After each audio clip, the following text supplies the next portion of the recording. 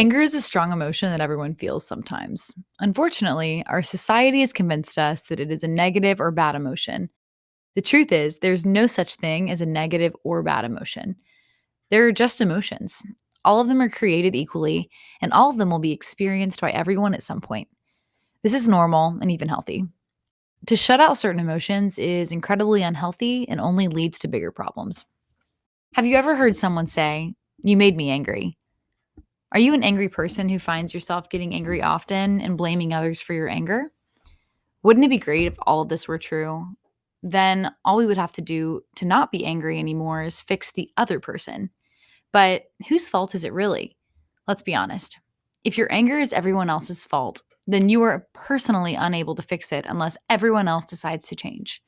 That's a lot of power to give away to others, sometimes even strangers. Here's a different option to consider. You are solely responsible for your own anger and how you choose to express it and deal with it. This is precisely why not everyone has the same reaction to the same situation. For example, when someone cuts you off on the freeway, some people just let the person in and let it go. They might even tell themselves this person must really be in a rush, or maybe they didn't see my car here. But another person, an angrier person, might get very agitated and yell profanity at the other driver. Both are choices. If you're unwilling to take responsibility for your own anger, you will likely continue to get angrier and angrier. Because you have no control over others, they will continue to do things that make you angry, and you will never get the peace and resolution you are seeking.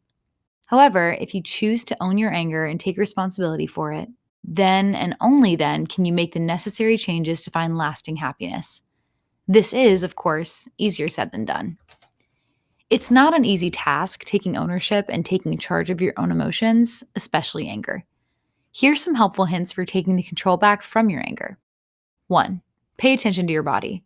Most of us can learn to notice the physical signs of anger coming on, which can frequently help us choose a better path than lashing out or being destructive.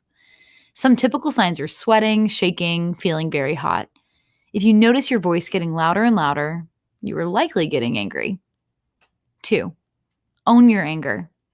When you feel the signs of anger coming on, you don't have to try to fight it, and you certainly shouldn't blame others for it. What you do need to make sure of is that you don't act upon the anger in an inappropriate way. 3. Don't blame, but do speak up. When your partner snaps at you, rather than snapping back even louder and then telling them it's their fault because they started it by making you mad in the first place, use different language. Describe what is happening and how you feel. For example, when you yell at me, I feel disrespected, violated, and very angry. I don't like being yelled at. Please don't yell at me again. 4. Don't threaten the other person. Never say, "If you ever yell at me again, I will punch you in the face." That is actually a threat, and threats are not only abusive and illegal, but also don't really accomplish anything. It will likely make things worse. 5. When you are feeling angry, ask yourself what is going on and why you might be feeling so angry about it. Is it something you're sensitive about? Is it a desire to be in control when you can't? Does something about it feel too familiar from your past? 6. Find healthy ways to express your anger, to communicate more effectively, and to cope with your anger. Anger can be scary, so it seems logical that many of us simply try to either avoid it altogether or blame it on our partners, children, colleagues, or others. If you are really struggling with your anger and you're getting angry too often, it might be time to seek help. A skilled therapist can help you develop the tools you need to take responsibility for your own anger, explore its origins, and find solutions. This is Nadia, and these are more ways to stay happy, healthy, and terrific.